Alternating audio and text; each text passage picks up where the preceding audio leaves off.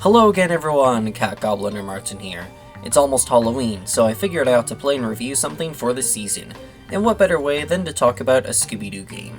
Back in August, I did the enemies for Scooby Doo Unmasked, so now it's time to review all the bosses in the game, which are the main highlight of Unmasked. And unlike Mystery Mayhem, where you mostly button mash the boss or waves of ghosts into a book, each of the bosses are completely different. So without further delay, let's hop right into it. The first boss is in Chinatown, which is a really great opening area that gets you familiar with the game and what kind of things to expect, and you fight every boss on the 4th level. The ghost terrorizing the New Year's celebration parade is Zen Tuo, who is from the original show. He occasionally makes appearances during your investigation, even appearing in the hub and levels, and he doesn't personally attack you. Instead, he summons this huge animatronic mubber dragon to destroy you. The fight takes place on the rooftops of a warehouse. The dragon will circle around the building, and will occasionally cross the rooftops to bump into you. At first, you can't do anything because you need to gather mubber from nearby crates or rats to access this machine here that grants you the Kung Fu/Ninja costume. And from here you can use your Mega Strike to damage the dragon when it charges towards you. For each boss, you can see their health bar at the bottom of the screen, and if you're low on health, the gang will throw boxes of Scooby snacks for you. Once you do more damage to the dragon, it gains some new attacks. It can breathe out green fireballs which aren't too hard to dodge, and you can make it hit the vents and chimneys. Then at very low health, its eyes will glow purple thanks to the UV lamps, which can destroy your costume if you're too close. If you know what you're doing, you can take it down in less than 5 minutes. Looking for something?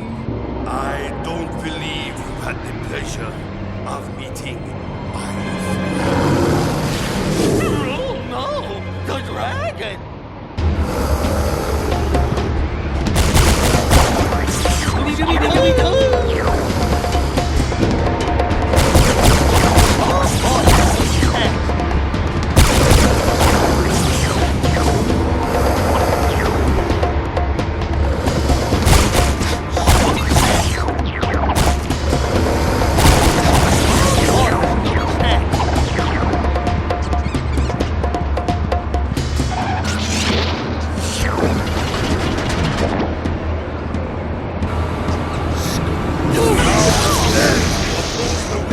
Zen Tuo! Oh boy, who's next?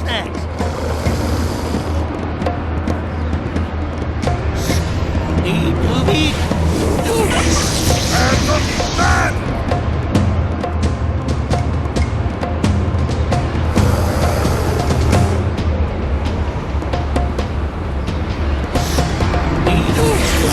Get away with this!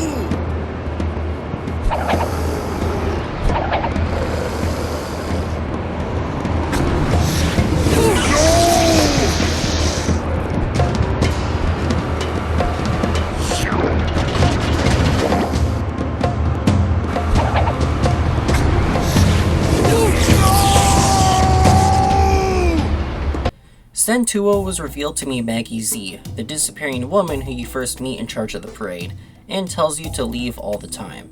But surprise surprise, it's also revealed that Maggie Z is a mubber animatronic carrying out the will of someone else. For an animatronic, she's probably the most threatening, as she was able to kidnap Shaggy and Daphne. Anyways, moving on to the Guitar Ghoul's theme park, and it just so happens that the park is being haunted by the Guitar Ghoul himself, who kinda resembles the Phantom from the Scooby Doo show. He's pretty creepy, setting off tons of traps and kidnapping Daphne.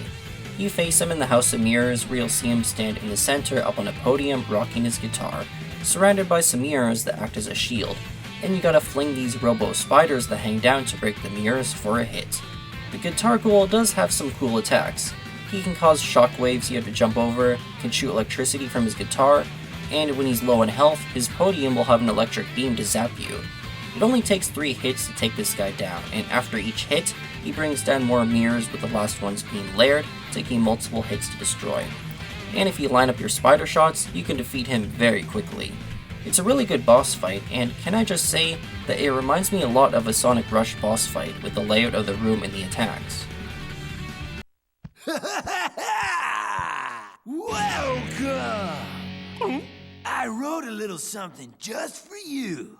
Let's see if you can survive it!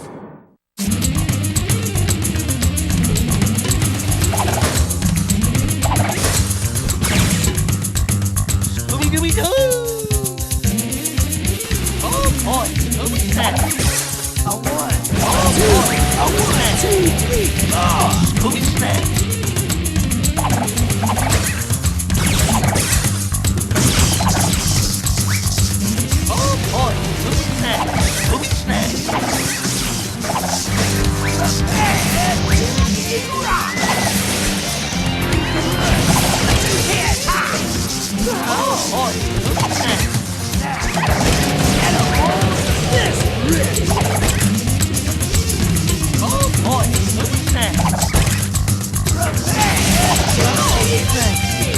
Thank you very much.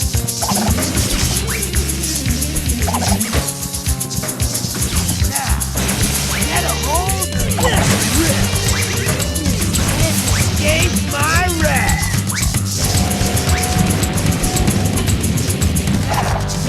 Get a hold of this wrist. There's more where that came from.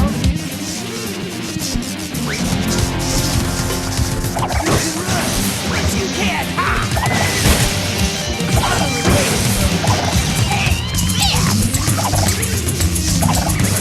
You can run, but you can't hide.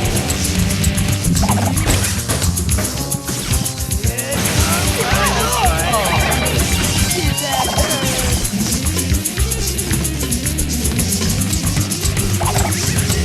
Can't be happening. This time, the man behind the mask is not a robot, but this guy named Alvin Wiener, who you meet at the start, and Shaggy doesn't really trust him at all. He said he was a big fan of the Guitar Ghoul, but it was revealed he was jealous that his band wasn't as successful, and he just wanted an opportunity to destroy the rockstar's name on the inside. And Nicky's actually the Guitar Ghoul. The next stop is at the museum, where a caveman is wreaking havoc. Oh yeah, I remember defeating and fooling this guy many times in Night of 100 Frights, but this caveman is a little bit different.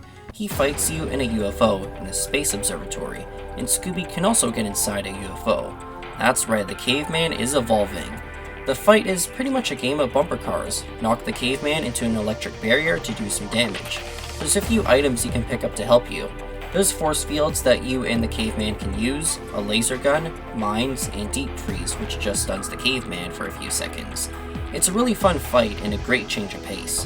Eventually, some loose electrical wires will hang down, and the caveman will start using a laser gun too.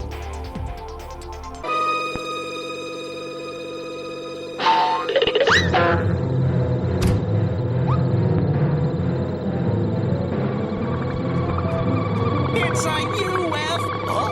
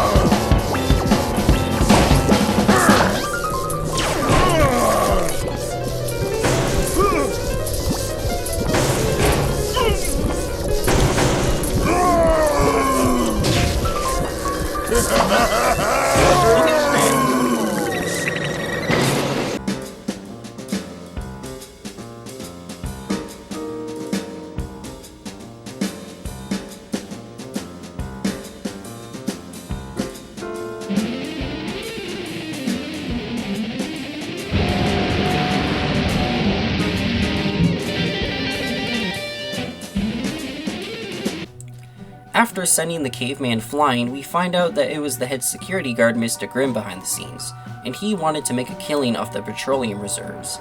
He does try to bargain with the gang, but they are having none of it, and find out that Mr. Stanton is involved. So we race back to Monsters Fright Magic, beat up a bunch of tough enemies, save Jed, and confront Stanton. Only for Stanton to be safe in a control room, and he activates a giant animatronic pterodactyl on the movie set to attack you. And this boss has 3 phases to the fight. In the first phase, you fight it on the rooftops, and you have to access the Robin Hood costume. The pterodactyl can breathe out fire, which can destroy the buildings you can use as cover. Once it opens its mouth, revealing a red target, that's when you fire a plunger to deal damage. Do that 4 times, and it'll topple over. It's just like defeating a boss in the Lord of the Rings The Two Towers game. For the second phase, use the bat costume to glide in this automatic section with the boss right behind you, similar to this part in the dinosaur exhibit. Dodge its fire breath, and watch out for the buildings by moving in the direction of the arrow. For the final part, the pterodactyl will get stuck in a wall. It can still breathe out fire and will smack its beak in the ground, which brings down a spotlight you can fling back at it to stun it, giving you time to use the Mega Strike as Ninja Scooby. There are some rats that can get on your nerves, and you can use the Mega Strike without stunning it if you want. Well. Did you really think you'd get away with this?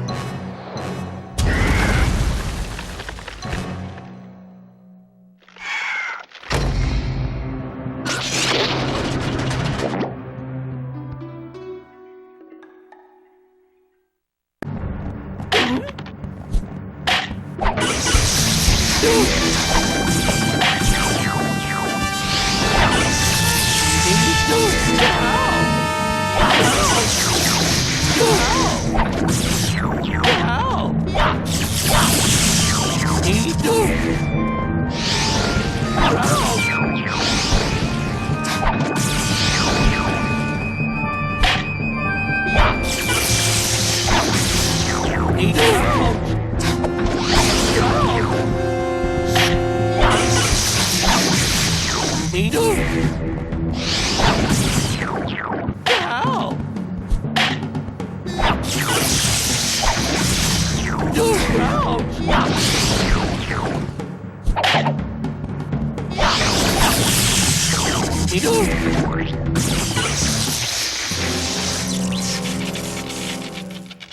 With the Pterodactyl boss defeated, you'll see two Stantons, and the fake one was a Mubber costume worn by Marcy, and she did all of this because she was bitter that Mr. Stanton took all the credit for the creation of Mubber.